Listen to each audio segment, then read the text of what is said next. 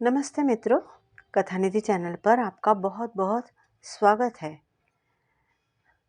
आज की हमारी कहानी है ननद और लेखिका है कनार शर्मा। तो कनार शर्मा द्वारा लिखित कहानी ननद, आइए शुरू करते हैं। बेटा भूमि, तू यहाँ अचानक? अच्छा किया बेटा, तू जो आ गई। देख, मैं कच्चे आम काट रही थी। अब तू आ गई है ना, तो साथ में मदद करवा देना। चल, पहले तेरे लिए चाय ही बना कर ले आती हूँ। ऐसा कह के सुषमा जी उठने लगी तो भूमि बोली, माँ, भाभी कहाँ है जो तुम मेरे लिए चाय बनाने जा रही हो? अरे बेटा, वो लतिका अपने मायके गई है।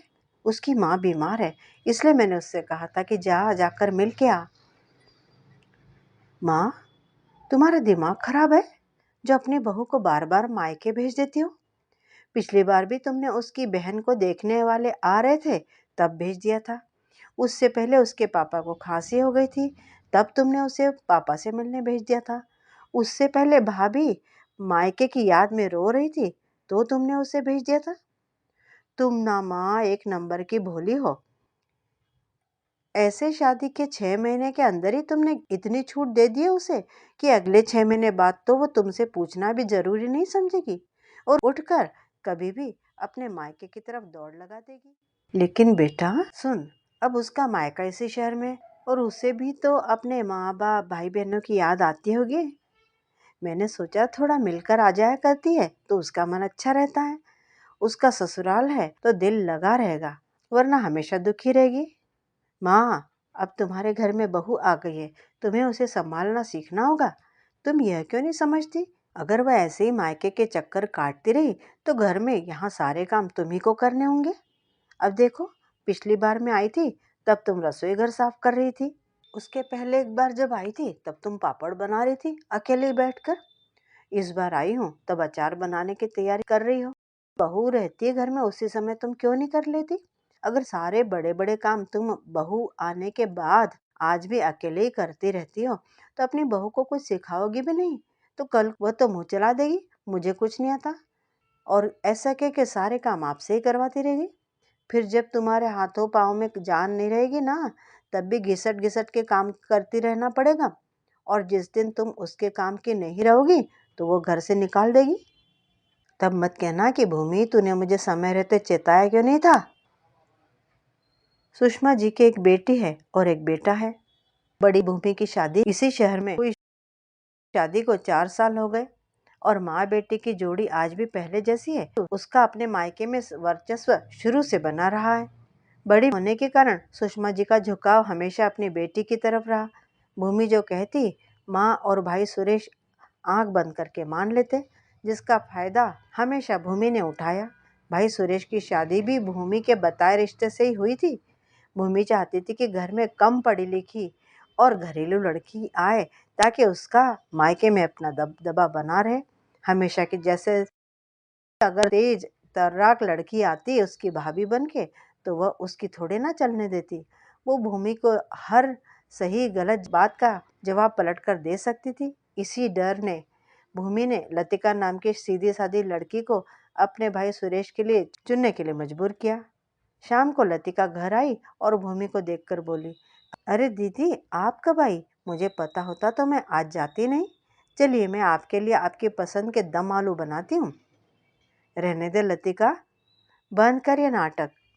अगर तुम्हें मेरी या मेरी माँ की इतनी चिंता होती तो तुम माँ को इतना काम पकड़ा कर क्यों अकेले छोड़ जाती? पर दीदी, मैं तो घर का सारा काम निपटा कर और माँ जी से पूछ कर ही गई थी।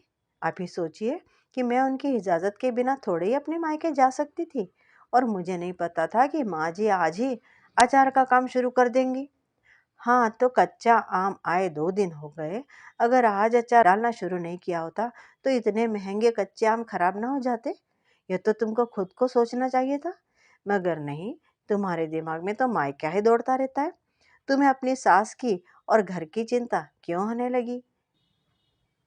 दीदी, ऐसी कोई बात नहीं, वो मेरी माँ की तबीयत खराब थी, इसीलिए।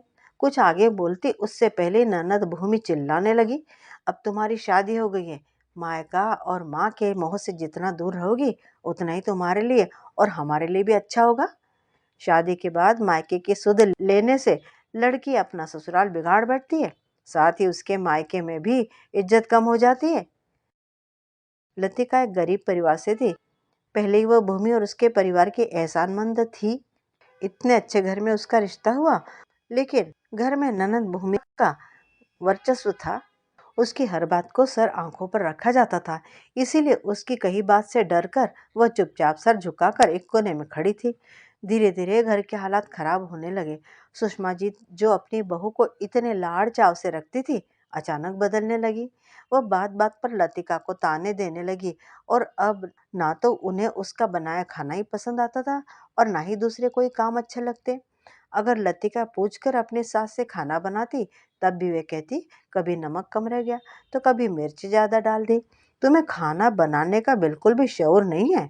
लतिका अपने आप को साबित करने के लिए दिन भर काम में लगी रहती, मगर फिर भी वह अपनी सास को खुश नहीं कर पा रही थी। लेकिन यह क्या, बैठे बैठे हुक्म चलाने के कारण सुषमा जी, जिन्हें गठिया रोग और डायबिटीज की प्रॉब्लम थी, वह अब दुगनी हो गई थी। जो हाथ पैर पहले काम करने की वजह से चलते रहते थे, अब जाम होने लग गए। बैठे बैठे खाना खाने की वजह से वजन और शुगर लेवल बहुत ज़्यादा बढ़ गया, जिसके कारण एक दिन उन्हें पूजा करते समय चक्कर आ गए और वो बेहोश हो गई। लतिका ने तुरंत अपने पति को सूचित किया और उन्हें अस्पताल लेकर गई। वहां पर डॉक्टरों ने खान पान के साथ व्यायाम और रोजमर्रा के काम करने की सलाह दी। तब सुरेश बोला, माँ तो काफी काम खुद ही करती है, फिर अचानक यह समस्या हुई कैसे? तब लतिका ने उन्हें सारी बात बताई कि भूमि दीदी के कहने पर माँ जी ने घर का सारा भार बहू पर डाल दिया है और खुद आराम परस्त हो गई हैं। साथ में हर काम में नुक्ताचीनी निकालना और बहू का मायके जाना सबसे बड़ा अपराध मान बैठती हैं और उसे दिन रात बताती रहती हैं। इसी डर से पूरे 6 महीने हो गए, ना तो मैं मायके का नाम ले पाई हूँ और ना ही अपनी माँ से खुलकर फोन पर बात ही कर पाती हूँ। क्योंकि अगर माँ जी को पता चल गया कि मैंने फोन पर अपनी माँ से बात की है, तो सारा घर सर पर उठा लेती हैं, रोती चिल्लाती है, कहती है, तुम्हें हमारी और इस घर की कोई चिंता नहीं, बस अपनी माँ की फिक्र में तुम अपना ससुराल बर्बाद किए जा रही हो। घर में इतना कुछ चल रहा था और तुमने मुझे कुछ बताना ठीक नहीं समझा? सुरेश ने गुस्से में लतिका से कहा। तो लतिका बोली, जी मैं आपको बताती भी तो आपको मेरी बात पर यकीन नहीं होता, क्योंकि भूमि दीदी आपके लिए माँ समान है। उन्होंने माँ जी के कान भरे हैं। यह बात मैं आपको बता देती तो आपको मैं ही गलत दिखाई देती, इसीलिए मैं चुप रह गई। मगर आज तो माँ जी की जान पर बनाई है, जिसे जानकर मुझे भी अच्छा नहीं लगा। इसलिए सारी सच्चाई आज मैं आपके सामने रख रही हूँ और सोच रही हूँ कि आप माँ जी के भले के लिए सही सही फैसला जरूर लेंगे। मैं क्या फैसला लूंगा, वो तो बात की बात है। मैं चाहता हूँ तुम घर की सदस्य और इस घर की बहू होने के नाते अपनी सास की बेहतरी के लिए फैसला लो। मैं चाहता हूँ जो भी हुआ है उसे तुम अपने हिसाब से बदलो। बाकी रही भूमि दीदी की बात, तो मैं तुम्हारे साथ हूँ। माँ के स्वास्थ्य के लिए जो बेहतर होगा वह तुम करो, फिर चाहे भूमि दीदी से मुझे लड़ाई क्यों ना लड़नी पड़े, मैं लड़ूंगा। ऐसा कह के अस्पताल से तीनों घर वापस आ गए। दवाई और माँ जी के खान पान से उनका स्वास्थ्य सुधार होने लगा। अब लतिका उन्हें सुबह शाम आंगन में घूमने का बोलती। छोटे मोटे काम जैसे सब्जी काटना, कपड़ों के तह करना आदि उन्हें कहती। साथ ही उनकी मालिश भी किया करती, ताकि उनके पांव जल्दी से ठीक हो सके। भूमि माँ की हालत के बारे में जानकर अपने मायके पहुंची और अपनी माँ को छत से कपड़े लाते हुए देखकर गुस्से में चिल्लाने लगी, माँ तुम्हारी तबीयत ठीक नहीं है और तुम छत पर से कपड़े उठाने चली गई? आखिर ऐसी क्या बात हो गई जो अपनी बहू से नहीं बोल पाई? अरे घर में बहू है, उससे काम करवाओ, तुम क्या बीमारी में काम करने में जुट गई? अरे बेटी, नहीं माँ, तुम ये सब काम मत किया करो। अरे बेटी, बैठे बैठे हाथ पांव जाम हो गए, वजन कितना बढ़ गया, इसी वजह से तो बीमार हो गई। मगर भूमि भूमि बहू ने मेरी बहुत अच्छे से देखभाल की, साथ में मुझे स्वस्थ रहने के अनगिनत उपाय बताए।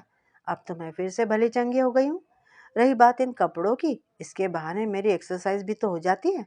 छत के 4 चक्कर काटती हूँ, उसके बाद कपड़े उठाकर तह करती हूँ, तो हाथों की एक्सरसाइज हो जाती है। एक तीर से दो निशाने, बोलकर सुषमा जी जोर से हंस पड़ी। तभी पीछे से भूमि की सास विद्या जी घर में प्रवेश करते हुए बोली, हाँ समदन। समदन जी, लतिका ने बिल्कुल सही कहा।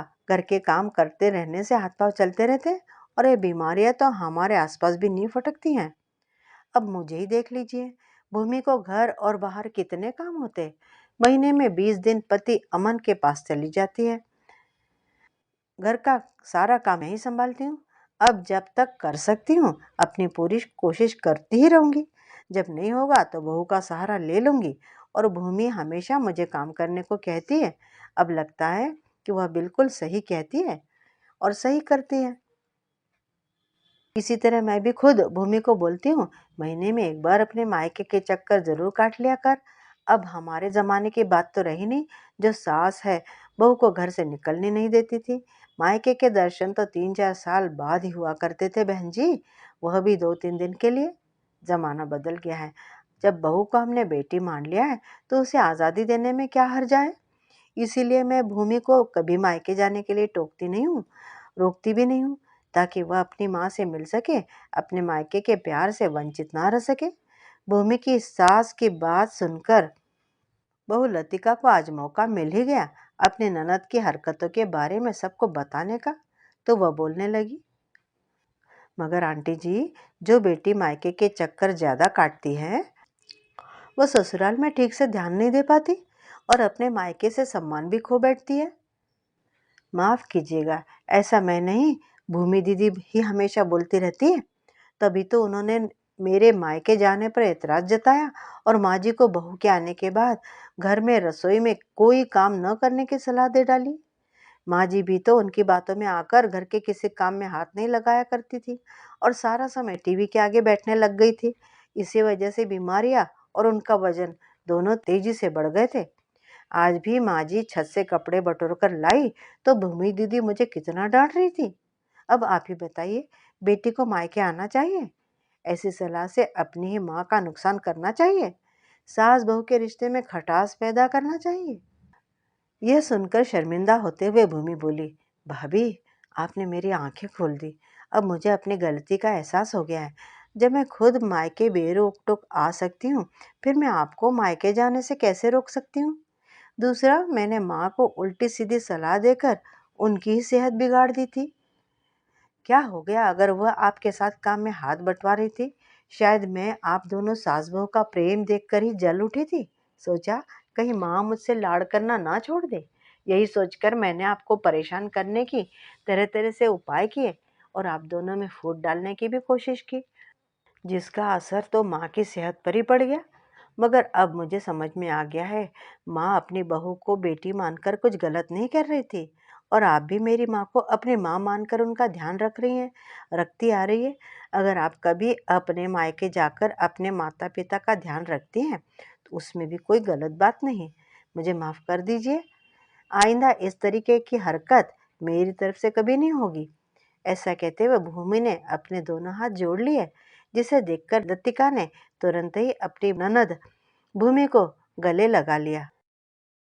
तो मित्रों, अभी आपने सुनी कनार शर्मा द्वारा लिखित कहानी ननद। उम्मीद करती हूँ कि आपको कहानी पसंद आई होगी। कहानी छोटी है लेकिन मुझे लगता है कि बड़ी प्रेरणास्पद कहानी है। कमेंट करके बताइएगा ज़रूर कि आपको कहानी कैसी लगी और चैनल पर नए हो तो चैनल को सब्सक्राइब भी ज़रूर कर लीजिएगा। मिलती हूँ जल्दी ही बहुत बढ़िया सी कहानी के साथ। तब तक विदा। आपका दिन शुभ हो।